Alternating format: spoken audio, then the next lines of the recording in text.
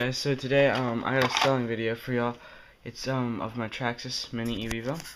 Sorry about the lighting conditions. It looks a lot better in the light. It looks a lot better than what the camera's picking it up on, because this is an outdoor camera and I'm inside right now because it rained today. But yeah, this is it. It's gonna come with everything but a radio. It's gonna come with two. Let me set them up right here. Two Venom 2000 milliamp 2-cell batteries, and then the stock power cell. The batteries have a little bit of puffing on them. I don't think you'll be able to see it with the camera, but that's just because that happens to soft case lipos when you put them under high when the motor and ESC are requiring a lot of amps, and these put out enough amps for it, but it's a lot of strain on the batteries because the motor's drawing a lot of power, so they puff up just a little bit. But that's a normal thing. It's like it happens with a lot of batteries. This is the car. Two things to notice. The battery receiver box, I have it. It's just in my bag of spare parts, which I'm going to show you in a second, as well as the gear cover. I did notice while I was cleaning it that the spur gear is a little warped. It works fine, but what happens is when it spins around and it reaches that warp part, it grinds a little bit, and it sounds bad, but it works, and you should be able to get a good bit of life out of it. It took me a good 3 hours or whatever. I broke the entire car down, changed the diff oils, front and rear, and the shock oils, front and rear. 70, 70, 7,000, 7,000. Which is a pretty good setup, I find. I like to run things stiff, especially with this car, because a lot of people take it off big jumps. So I kind of prepared for that for other people. One more thing to notice is if you look at the wires on the motor and ESC, they grind up a little bit.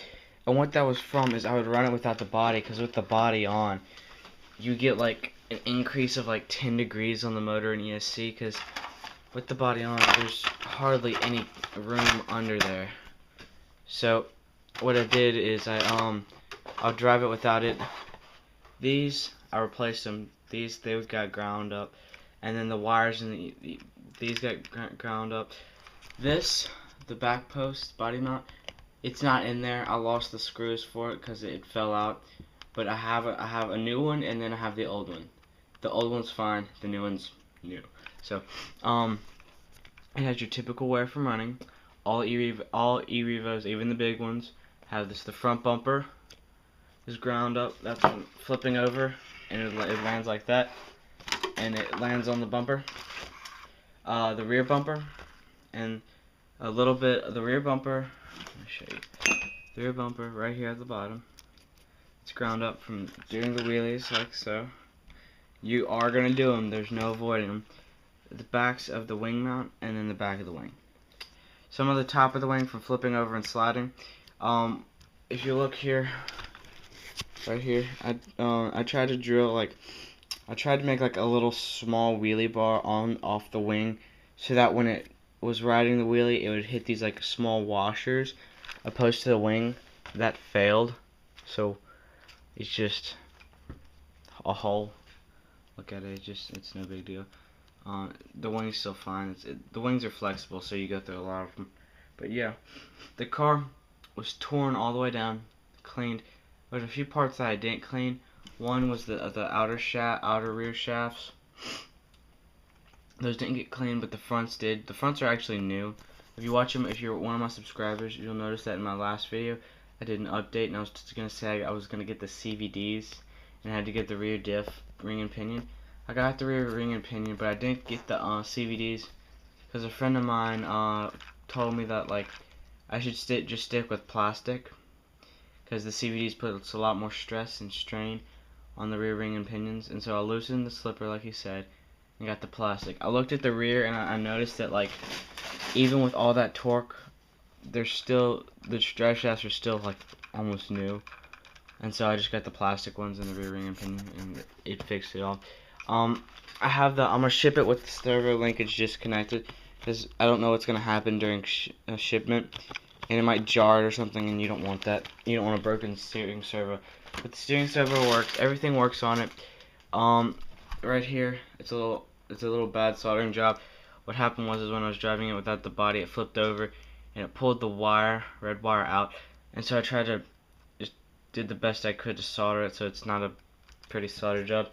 But yeah, the tires have like 95% tread on them. I bought them used, but the guy I bought them from drove them like 3 times. They were still sticky from being new when I got them from him. So, and I just cleaned them with Simple Green, so they stick like new too. So you're good to go with that. As far as parts, I got a big bag of parts. I'm gonna post some pictures because I'm gonna post it on a forum for sale, and I'll have the links to the forum with the pictures of all the parts. There's like lots of parts. I know there's a slipper rebuild in there. Several a rear shock tower post. The gear cover. Oh, I do have a parallel connector, which doubles the runtime. So you could put these 2 batteries in there and get 4,000 milliamps and like run forever. But yeah, these are bead locks, by the way. So, oh, and one more thing to mention is in the rear. You're gonna barely be able to see that, but the red right there, that's the rear RPM rear carriers. So it does have those, which really helped the car out a lot, because the old ones, what they did is the balls would get loose. And right now it's shaking because I don't have the wheel nut too tight on, but it would shake really bad, and like the toe would become like, it'd add like an extra 10 degrees of toe and stuff, and it'd just shake around, and it was bad. And like, you'd be driving and the ball studs would just fall out. So I ended up getting those. It's a real nice upgrade. I have actually, it does come with some extra A-arms. The springs, it's like black and tan in front. That's what a lot of people use. Yeah, great little car.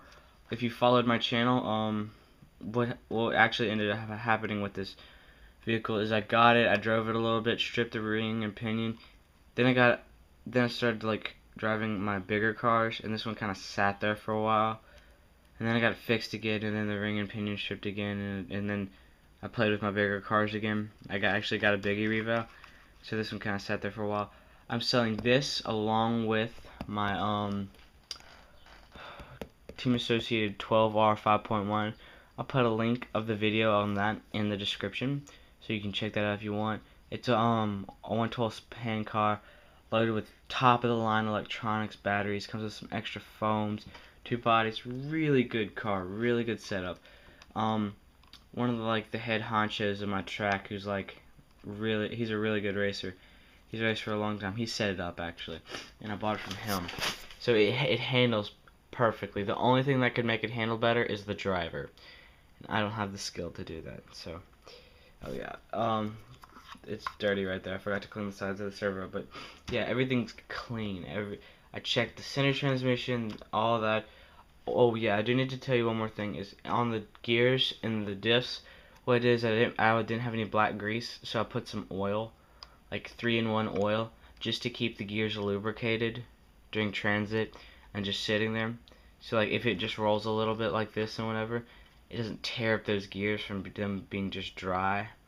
So if you get it, you can run it a little bit or whatever, but I seriously recommend, just all you'd have to do is take the shocks off. There's 4 screws right here. It'll peel back. You'll see the top of the diff case. Just squirt some black grease in there, spin it a few times, put a little bit more, and seal it back up. It'll take like 30 seconds, maybe a little bit more if you've never done it before. But real quick job, and it'll save you lots of money. But yeah, I just did that. So yeah, I'm asking $240. No, that's too high.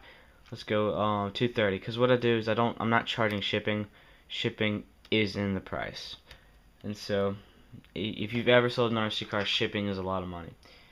And so, damn it. But yeah, and I'm asking $340 for the honored car because it's top of the line stuff. The ESC alone, ESC and motor alone are $300. So, yes, comment, subscribe for me.